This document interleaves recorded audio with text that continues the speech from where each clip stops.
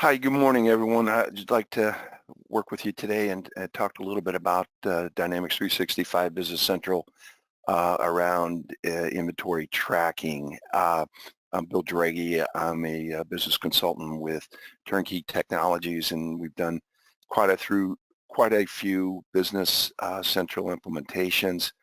Working on quite a few right now. It's a product that has a lot of value, very scalable, and I'll hope to show you some of that around the inventory tracking capability.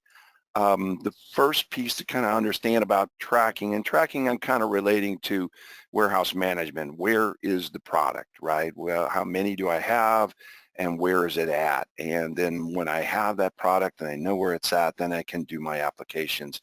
I can do my processes like bringing inventory in, knowing where to put it away. So from an inbound perspective, we bring it in and then we pick it. And on an outbound perspective, I know where it's at. So I tell my picking folks, my warehouse people, where to go and get the material to stage the order, and then I go ahead and ship it, and then I know where it's at to ship. So because I've taken it from a bin to a shipping location, and I ship it out of there. So what's very scalable about this, you can do it at a warehouse level, location level, if you will, down to a bin level. You can have a common bin where you put multiple items in, shared scenario. You can do it in a defaulted bin or an exclusive bin for an item that way. So a lot of flexibility in that. And it can be very simple in terms of all the processes. So kind of around this, we have the warehouse management that allows you to do the pick and put away, which are the two primary pieces around warehouse management and locating and tracking product is identifying where is the product, right? So it starts with a put away. It starts from a receipt, a purchase order receipt typically, and then we identify where we need to put these items. So then at the picking level, we can go back and get them from those locations and be directed and also be efficient in that in terms of having that sorted in bin order. Hopefully your bins are assigned or developed a bin location level to make it efficient to go through your warehouse, to put it in an order that takes you from the front to the back to the loading dock type scenario and minimizes the amount of travel time you have involved in those applications of put away and pick. So we can set it up to do that. I'll show you a little bit of the setups on the location level of how that gets turned on. You don't have to do it all. Maybe you only want the pick capability, or again, to just make it easy to direct people to the pick, that your put away is pretty good, or maybe you don't have a real sophisticated bin location capability or setup, and we can do it, fairly simple there. So there's kind of two levels of this in terms of that. There's a WMS, warehouse management, and then there's kind of an advanced or more directed WMS capability, and you can move, with your experience from one to the other as you work through that process. So again, in related to these transactions and things, we're going to do basically a warehouse receipt that comes in. We'll direct the put away to go put the item in the bin, and then we would have a shipment side that would direct you to go ahead and pick the item at the bin that got located, where the item got located from the put away, and then post that out and in the shipment, and then that would reduce the item from that bin and identify what you have left in it. So all these pieces relate to then these particular processes, order promising. So obviously you can have visibility of the inventory availability, so you can promise and tell customers you have product and when you can deliver it, related to calendars and some things like that. Cycle counting, again, is part of the process as well, and in terms of managing and tracking where items are. Periodically you'll count your inventory, maybe have those on a schedule, or have a different rank of different types of inventory items in your inventory to count your 8 items, if you will, a few times a year, and then your B's and C's are a little slower moving items less often, since they don't seem to be moving that much. We all have processes related to rankings and things inside of the Business Central application as well. So the put away, the warehouse receipt, the shipment, those pieces are all standard. Again, these are kind of standard applications around tracking inventory. To kind of give you a big picture of that, these are some of the flows, typical warehouse flows inside of Business Central and inside of most warehousing applications, whether this would be a straight distribution model or a manufacturing distribution model. So again, we would have the inbound product come in from a supplier. We do a receiving. At that point, we're basically saying, yeah, we've got this material that's on the dock. I've got what it says on the packing slip. It said I ordered 100. I've got 100. Go ahead and start my put away. I get a directed put away document off of that purchase order, so related to the items that are on that purchase order that I'm receiving. And then from that put away, I go and push that into the bin level or location level that I've defined for the items that are on that receiving. It does allow for cross-docking, so if you had a scenario where you did a receiving, but that item is on a back order to a customer and needs to go right out on a shipment, there's an ability to set that into a cross-docking location and then have the shipment, the picking go to the cross-dock location to pick that and cross-dock it and ship it. So you can avoid the put away in that scenario by setting up a cross-docking application. So once we take the put away now, we've identified the inventories in our building, in our location. And again, you have multiple location capability. Again, part of the scaling allows for multiple physical locations. So if you have 3 or 4 stores or warehouses in your organization, you can do direct receipts at per location, put it away, and then even have some transfer capability that I'll talk to in a bit, moving items from location to location, and also have bin movements, item moving bins to bin if required. So we put the item in inventory from the put away, and then we generate a picking document that would, as soon as the sales orders are entered, and then we generate a picking document, go get that inventory out of those locations or the bins that we've put it away in. The other portion of this is if you're in a production model where you're actually building product from raw materials, so you have received and put away raw materials and now you want to produce something, you would have a work order or production order that says, okay, now go pick my raw materials and bring it to the production site, which is our assembly manufacturing piece here in the midterm before, or the midsection here, before we go out the door after you produce something. And then you'd actually have movements from raw materials to a finished good process, and then your finished goods would have, again, once they come off of production, they would be located into a bin as well for their particular items, and then that picking would be done from the finished goods, picking location from that piece. So these are the general flows: inbound, outbound. In the middle, we might have some production or assembly. Assembly is another option. It's not full-blown production per se. It's actually taking materials that are in the inventory, putting them together, assembling them prior to shipping them to a customer, or at least organizing all the pieces together before shipping. Some people call it kitting. Assembly is a little higher level of a kit, where you actually may have some labor involved in you actually putting the items together, or you're applying some value add to it at that point, and basically a finishing piece to send the item out before you send it to the customer. So with that said, these are kind of the basic applications around the process. And what I kind of want to show you next is then, if you haven't seen Business Central, we haven't done a tour of it per se, and there's availability for you to do that, and we can give you some direction on that if you're interested. This is basically a look at the workspace for a warehouse management person. This is the role, and I'm going to do a live demo here in a second. I'll drop in and show you this live. But what this has got has been all these functionalities around the inventory, all the movements, all the picks, the putaways, as I've kind of overviewed with you. Movements would be bin to bin. I'm topping off. Maybe I've got a surplus. I can only fit so many items in certain bins. Then I put a surplus in a back location, and then I do a topping off to bring more items out of surplus and put it in the primary bin. So you have a movement capability. Warehouse shipments is then the actual movement outbound, really the outbounds of the picks, shipping to customers.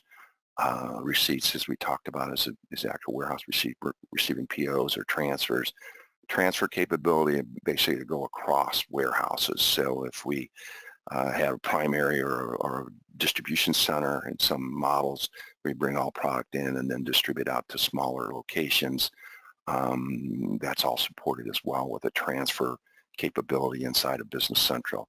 And then assembly orders is the assembly or kitting scenarios that I just mentioned, where we're going to build something. It's not, the components have to be put together and have some application done to it, maybe a minor, just an assembly piece, and then or some function, maybe you do a wrapping or a labeling or something like that, small activities to get to a finished good or a complete item. So assembly would take individual components out of inventory and then transfer them to a finished, not so much a finished good, but assembled item. And then in production, it's the same process, but there's more process really done in terms of taking the raw goods and turning it into a third item. And again, there they consume the components that are in part of the production items, and then you end up with the finished goods. So the same scenario happens with an assembly order. So then activities we have is we track all these journals and track all these pieces. So I want to get to show you a little bit of the application live. I just want to reference a couple of these components that I've talked about to this point, which is the warehouse or the locations is synonymous with the warehouse.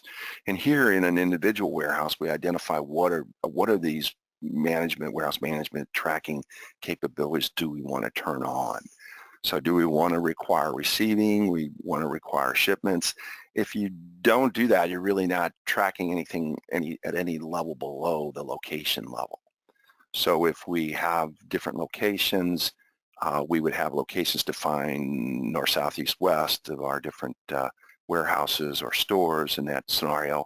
And then we just basically buy and sell through the one location. We would go down to a bin scenario or to identify that we're going to put things in and locate things inside of the warehouse to a bin.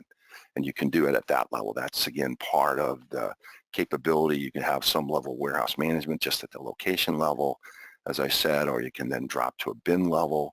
But even with bin levels, you can have that somewhat manual and just have it as a description in terms of where things are normally set in, or you can have it actually driven to that level and enforce those disciplines in terms of putting items away to the bin level and picking from a bin level.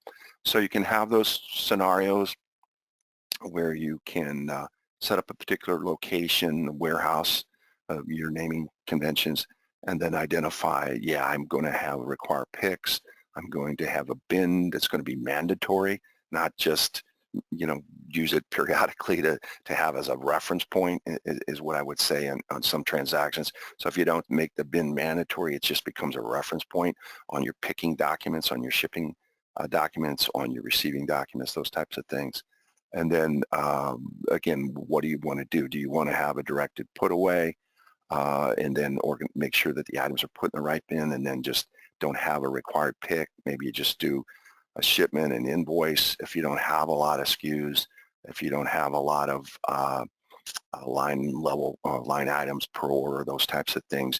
You may not have to require some of the picking logic and those types of things. So this is where you get scalability from maybe, and as you use the product from a simpler application level to a more sophisticated warehouse management level, you can start to turn these things on. But that's why still a lot of flexibility in a warehouse scenario. We could run one warehouse without bins and without locations, bin level locations, or you can run a warehouse with all the application turned on with all the bin requirements and directed pick putaways and picks to do that. Also the cross-docking I'd mentioned earlier, you can turn cross-docking on and identify a cross-docking bin location and push things from a receipt to cross-docking and then go pick items right there and not do a put away to the inventory level.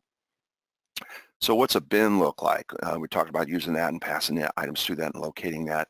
That's basically identifying, what bin or what types of bins are you going to use. So again, these are kind of standard scenarios. I bring something in from a receiving, I place it on the receiving dock, just kind of a holding place for items coming in.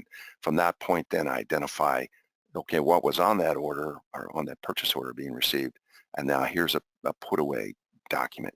So go grab those things off the receiving dock related to this purchase order. And now here's the locations or the bin locations identified where to put those away. So that would be they take them from the inbound receiving to the pick put. So I go do a put away to the bin location where I'm going to pick it from. So these are just the three simple applications to say, yeah, I'm going to receive it in, then I'm going to put it away to a primary location, and then I'm going to go, when I do picking docs, or picking documents, I'm going to direct my warehouse people to go pick it from that location that we put it away. The other scenario is after you pick it, then you may stage it into an outbound shipping dock. So if you put it to the shipping dock, you can say, yeah, I moved it out of the bin. It's no longer in the bin, and now I've located it over at my shipping station. Maybe I'm doing a freight application there. I'm measuring the amount of weight and going through my scale and identifying how I'm shipping at UPS or FedEx or something, and I want to identify what my labeling and requirements are there on the shipping. So that's kind of the shipping stage, what that's typically used for. I've done the pick, I've organized it at my shipping station. Now I'm going to do my freight calculations and identify, who's paying for the freight, am I charging the customer for it, how much it's going to be. And then I actually post my invoice to say it's shipped, or post my sales order to say it's shipped and ready to invoice after I've done my shipping applications. So it kind of moves through those three stages once I've done my documents. So an actual bin location here is, I might have an aisle, row, shelf location. I think there's a lot of theory around bin location development. So you can do this. And again, it's really based on your physical warehouse, structure. So if you have racks and aisles and high lifts and things like that, you can even identify certain bins and items have to use a forklift. You can identify that there's equipment involved in picking certain items that needs to be identified on a picking document. So we kind of set those up, again, based on your particular physical location, warehousing locations, and then identify, is this an empty bin or is it dedicated to certain products? And that's where we come to the kind of the next piece. We actually identify now what products are going in what bin. So we get a bin content creation.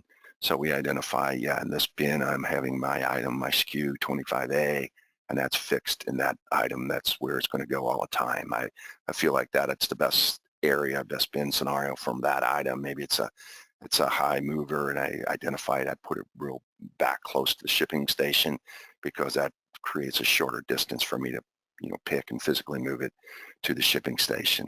And then we identify again, where all the stuff is at. There's a lot of theory involved in terms of the location's structure inside your physical warehouse location. There's a lot of consulting people out there that'll help you do that. But it's kind of basically identifying, here I have this racking, warehousing system in terms of bin. Maybe it's the east wall and the west wall. This can be very alphanumeric structured, and again, to fit your particular requirements of your warehouse. So with that, then identify where my items are at and where they're in the bins. And then the next thing I can do is actually go look and drill into where is, where's my inventory? Well, how much inventory do I have? Let me go. I'm going to jump now to a live look here in my locations.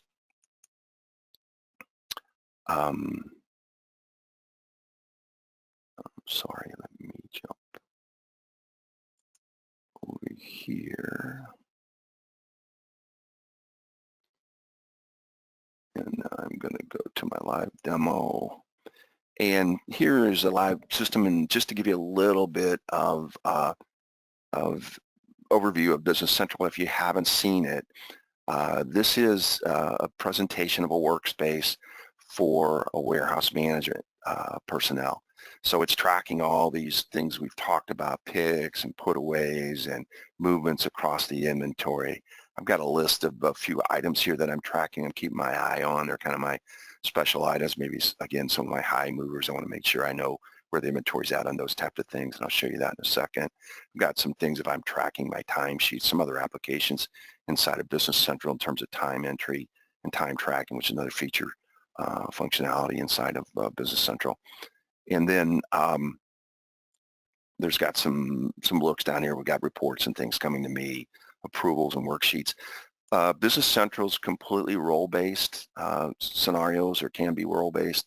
And in my settings, what I can do is I can go in to set my individual users up to their different roles. So as I said, I'm in a warehouse worker, warehouse management role right now. And I could go and change my role if I'm authorized to do that. I may want to go to if I'm involved in projects with project management. If I'm heads down entering sales order, I'd be a sales order processor. Maybe I'd be a payroll administrator or something like that. Business manager is kind of a general piece, a high level, gives you a little more access to everything related to Business Central. What I just want to show you is as you change those roles, then you'll get to some different presentations in Business Central to do that. Again, focused on your work applications primarily. A lot of things here then too in terms of the data and things that you're looking at. I'm in the warehouse, I'm working with items primarily, but I can view customers and vendors, maybe shipping scenarios because I'm doing some of the shipping pieces. Again, documents that are flowing through, orders are being taken and then creating picks for that, and those documents will show me, they've been assigned to me. They're my picks. They've been assigned to me as a warehouse worker. They're unassigned. I maybe go out and pick them and pull them, assign myself to them if that's part of the process. I just want to kind of follow through on one of the items here. I want to go and check. So here's an item. I have a Dell desktop item. It shows me I have 4 items in inventory. Again, focusing on the tracking piece.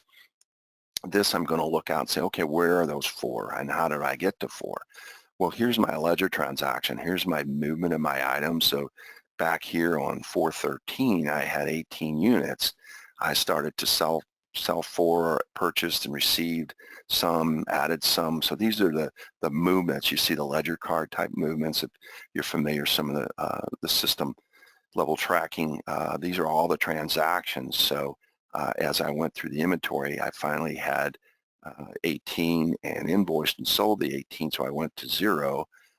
Then I actually had 4, I adjusted 4 in, I did a cycle count or something and adjusted 4 in, and I've actually had real positive 4, so somewhere I had a misstate in my inventory. So what happens is this tracks that inventory all the way through. Again, that quantity is located down into a bin, a warehouse location, and then you can actually step it down into the bin. As I was showing, you can assign items to the bin. So we know that, yeah, I have 4 and I know what bin it's in, and I know if I have multiple locations, I know what locations it's in. Then it's tracking these transactions all the way through. So as I come through that, I can see, where that item's been, where it's at, all the way through that. If I want to look, at the item, these are all hyperlinked into these locations and into these workspaces, these tiles basically on the workspace. And then into the item level, I can go right into that item. I can actually then again see, yeah, here's my item, here's a description, here's a picture. We can have graphic or images of the items. So I identify where that's at. This is some of the stuff that we can use to integrate to websites as well, attributes and things. Here again is my quantity on hand. And then, oh, I've got something on a purchase order. Well, okay, I've got some coming in. When's that coming in? So I can drill right into the transaction that are open related to the item. As I can go to the inventory, I can go to purchase orders, wherever the items, whatever transactions the items are on, I can drill right through, find out information related to those. So it's very integrated once we have it there. Again, once we have the items located, we can drive it through, and this is how we track it, real time in the system. I'm going to jump back to my PowerPoint for just a second to kind of wrap up some of the capabilities here. And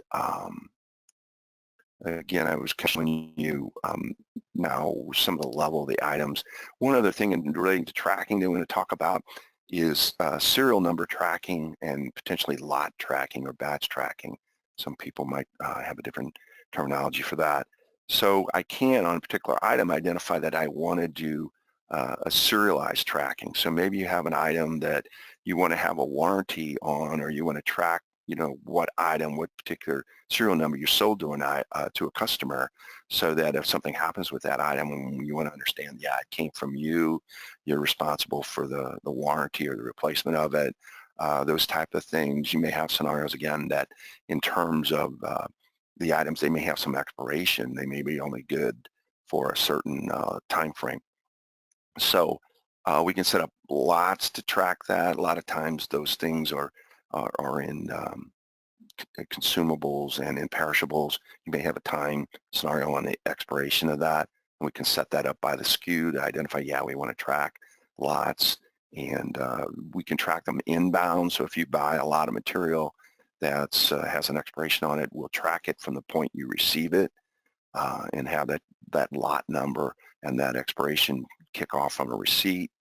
And then we can also then track it obviously that lot number goes right through to the sales process and identify what invoice, what order it was shipped on, and what customer it went to. The other side of this is serial numbers as well.